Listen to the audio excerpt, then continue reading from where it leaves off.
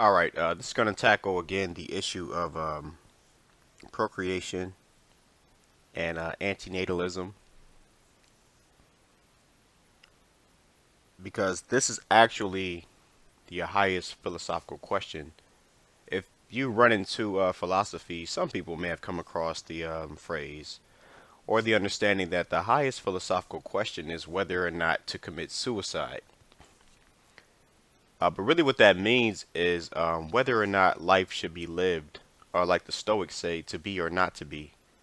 Um, but what's really implied there is whether or not to bear or to procreate or to impose life on others, we could say.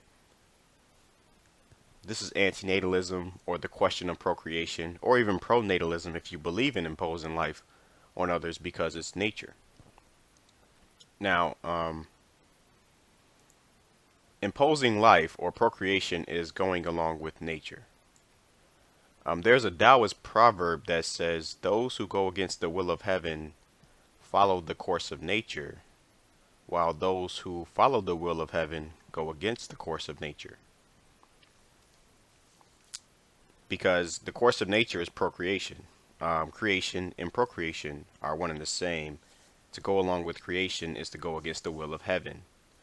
This is the what would be called considered the highest wisdom, because they also say that people of the highest wisdom reverse the course and operation of nature, not just externally by not procreating, but also internally, which is the foundation of internal alchemy, which is reversing the energy flow in a way back to its origin, which is pure, which is the true father and mother versus the physical, the carnal parents that we know. Now, I know in the Bible it says to honor thy father and mother, but strictly speaking, occultly speaking, they refer to the true father and mother because the carnal father and mother, even as Jesus said, you should actually hate. Um, Not like I said, like you want to kill them or you really hate them out in the world, but it's an understanding that you despise this process of procreation, or we become against it because it's against the ways of heaven, the will of heaven, if you really want to get technical. And I use that word heaven in a broad sense, but it is against that. Now, what the people have done, especially with religion, because people, we've always followed biological impulses, and for the most part, the vast majority of the population believe or they condone biology. What most people don't get is the kingdom of biology is actually the kingdom of Satan. This is the world of Satan, the creator of this world. It's in the Bible when they say the God of this world has blinded men. They're talking about this world. This world is but what? Biology. And this is Satan's kingdom. DNA, replication, all these monsters down here are surely not divine. Like I said, it's a vampiric world. All these creatures down here, these crawling creatures, these birds, these mammals, these reptiles, these amphibians, they are not considered divine in the truest sense. For people who can really understand this, like I said, the common people try to superimpose divinity on creation. This is their ignorance. This is their thoughtlessness of the common mentality. If we can phrase it that way, I'm not trying to get away from. I know people hate.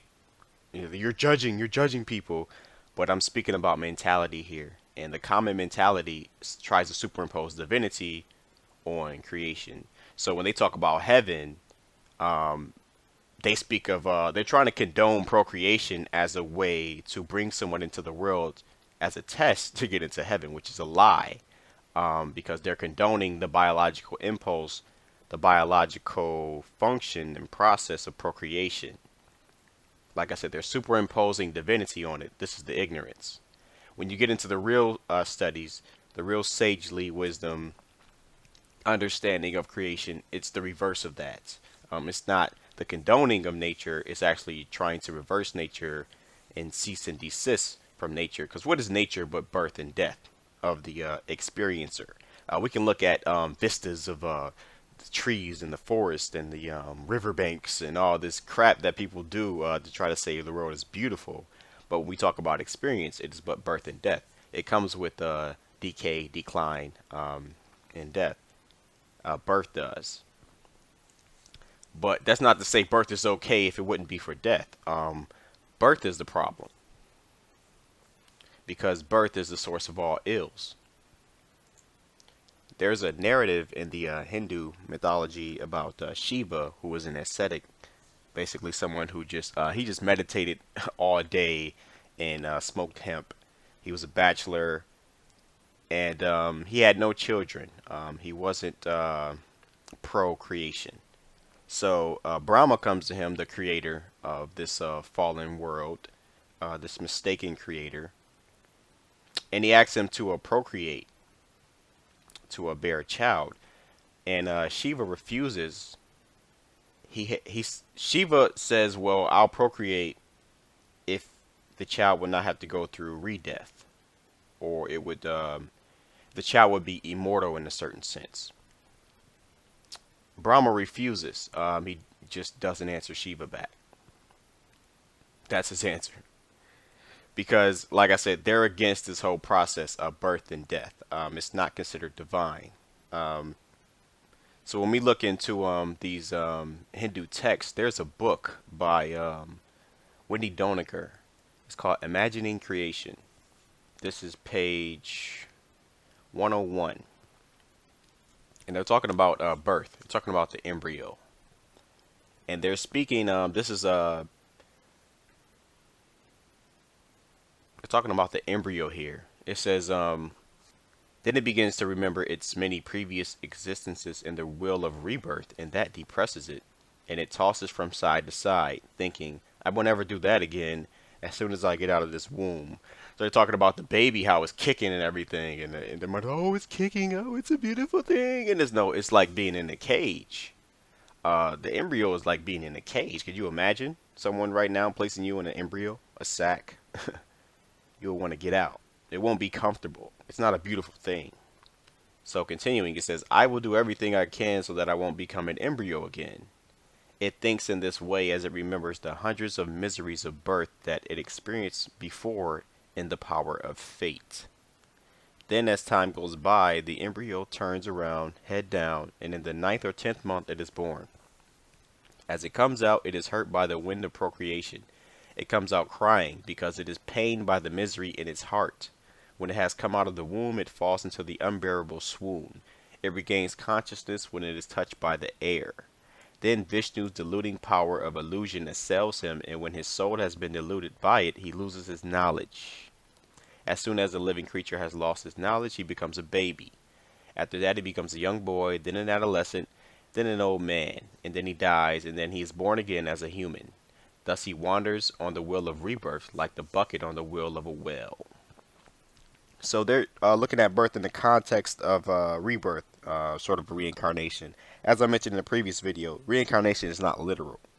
But we can see this as they're speaking from the point of view of the core self that is experiencing these births through this process of procreation. So, as I mentioned, basically procreation is from the will of heaven. From that point of view, it's a sin.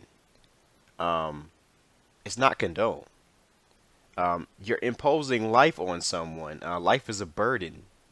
Life is not a gift. It is a burden. See, and this is more of what people do. They're superimposing this divinity, this moral implication on birth, which is really the most immoral thing that you can do. Now, as an individual, we're but slaves, really. We're slaves to nature. We're slaves to the sexual impulse, which leads to birth. This is nature at its best. We are slaves to nature. So procreation is but a function of nature. It takes the individual mind or individual will or individual insight to really criticize and critique and reverse this process. Because the individual, I mean, technically, you really don't have much power. This free will thing is a myth. We're in the confines of nature. We're in the cage of nature. How much free will do you think you have, given the circumstances? because with especially with law of attraction, a lot of people are getting into. You're not gonna manifest much. I mean, you're still trapped in this animal condition, and what? How good could a manifestation get in the context of animality, in the context of the mud of nature? What are you really looking to manifest? And it's pretty much the same stuff people want. It's gonna be a mate, sex, and some kind of wealth, resources, because you're in a deficient state. You need the resources, and the need for a mate is also implied in your deficient state because you need. You're always needing something. This is suffering. To even need a mate, even lust, even sexual hunger is a suffering. It's a form of hunger that needs to be satisfied. So this is how nature works. And the course of nature is not divine. So continuing with the excerpt here from Imagining Creation, life in the womb is physically ghastly, as the embryo is squashed into a most uncomfortable position and is disgusted by the pus, feces, urine, and blood which fill the womb. Yeah, details how they're describing how the womb really is. This beautiful womb you're looking at. But it is even more uncomfortable mentally, chagrin at the memory of previous mistakes, and despair at the realization that one will make them all again in this life too, is what makes the baby cry as it enters the world. Damn. And that chagrin means disgrace. But they're saying the baby's crying through all these we can call it the Akashic record, or the storehouse consciousness of all the miseries of existence. Mae West once said that if she had her life to live over again, she would make all the same mistakes, but she would make them sooner. The embryo fears that it too will make them again sooner or later, and so we too recreate ourselves with no end and no beginning, constantly getting there from here. So from inception, the burdens of existence become apparent. And there's a quote by Samuel Beckett that says, dropped out of the arse, the ass, the first taste of shit. Because where we come from the lower regions of the body. That's where we dropped out of the genitalia, which is actually disgustingly close to the rectum and anus and the other waste excretions. So, yeah, look at the metaphor on that. Look where we come from. So, yeah, first taste of the shit of the world. You're encountering this world, and like they said, you're hit with the wind of procreation. This earthly air that takes away all true knowledge, which is not of this world, and turns you into a human. And like I mentioned, the human mind is considered to be devious, and it is devious. So it is said before birth and creation, life is limitless, because they mean real life. What we call life, like I said, is called birth and death. Truly, we don't know what life is, because before birth and death, what we call life, there is no death. So before what we call life, there is no death. Once you create birth, you create death. They're one and the same. So once you can make that direct correlation, it makes more sense what they're talking about. So the prenatal, this is from Taoist Yoga. The prenatal denotes the positive or spiritual nature existing before birth, and postnatal means its negative or corrupt counterpart. So again, before birth, as I said, is considered spiritual. This is the true spirituality. And postnatal means a negative or corrupt counterpart, meaning creation. Because creation is nothing but procreation. It's corrupt. It's a negative state. This is from a Taoist Yoga in the preface, for people who want to look up on this. And it follows the ordinary way of material life after birth. The spiritual, of course, the former being real and permanent, whereas the latter, postnatal, birth, is corrupted and is illusory and transient. Now, as we always say, the world is an illusion, but we don't just stop there. Like I said, with law of attraction, people understand this is an illusion. This is a result of mind. It is a result of mind. It's a result of a defiled mind. And it is an illusion, but it's not a neutral illusion. It's an illusion is a deception, which means it's false. Now, when it's false, that means there's some trickery involved. And so when you get into trickery, you're getting into a negative illusion, a corrupted illusion, which is basically tricking what we could say is the light. For lack of a better term, I'll just call it the light. It's tricking the light. This fallen world of dark embodiment tricks the light in order to, so that it may go along with it and fuel it for its own purposes. This is what nature is, and nature is considered the inferior realm of desire, basically where we occupy. It's considered an inferior realm, and I always point this out. There's a intelligent flat earther online who actually is one of the best channels, in my opinion, for flat Earth research. But he actually confronted me on this gnosis issue because I know for a fact that people hate to hear the critique of creation. Because even people who think they're not Christian, you're still programmed by this Christian meme of a creator being good or creation being divine or good. Even atheists take this world to be, at least even atheists will look at it as neutral or tolerable or just is. And they also see life as a gift in a sense. They believe in living life, which is just another mass religious meme. And not just that, it's just, again, you're just going along with nature, which is the same as not thinking, because that's what is irrational. You don't have to think to go along with nature. That's the whole point. So how can it be divine? It's mindless. Going along with nature is. So he basically you know he agrees with the flat earth, but then he says, "Oh, you lost me on that. Did you read the book of Ezra? All the prophecies predicted?" And I told him, "Well, prophecy is a low level. Predicting something that's going to happen in this fallen world matters not much to a person like me. You're still stuck in this world." Then he tries to tell me how, well, you didn't. I have a document about the Gnostics and they're controlled by the white society, all this crap. It's like, well, first of all, in my opinion, I'm looking into the philosophy and the insight. I'm not really into any groups. So if it makes sense to me, it makes sense. Gnosis goes beyond the Gnostics, whoever they're controlled by.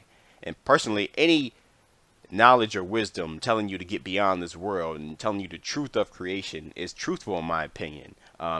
Any philosophy telling you the world is good, it is divine, is bullshit, and it's a charlatan or it's just an ignorant mind.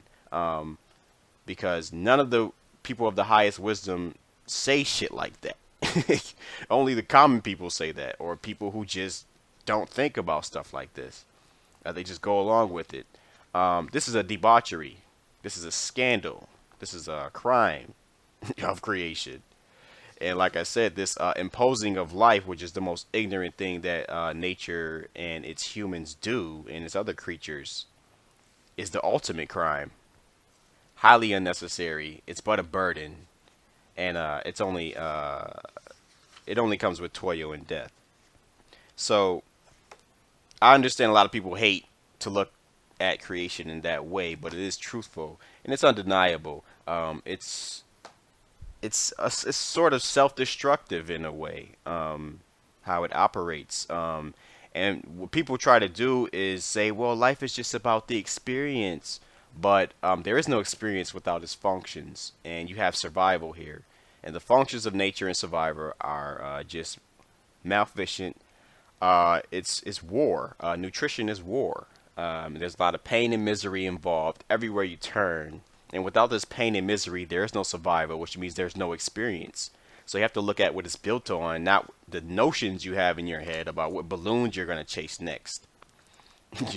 What business you're about to build or this experience here. This means nothing. That's part of the delusion and the ignorance. So that's the trickery. Like I said, it's an illusion. It's tricking something with these notions. And this is from practical Taoism. They're talking about once the umbilical cord is cut, because like I said, they say before birth, life is limitless, real life. So they say, then when you are born, the umbilical cord is cut. The point of real basic energy mass is under the navel. Day after day, the spirit goes out, energy shifts, and eventually you no longer preserve the breath that was there in the womb. Meaning you become mortal, basically, is what they're talking about. You become of the world once you contact this earthly air. The original breath, which is not of the nose and mouth, and really not of this world, is lost. Because they correlate everything back to breath. So the original breath is limitless, and the breath that we know that we consider breathing is limited. And it keeps this cycles of procreation, birth, and death going ad infinitum. Peace.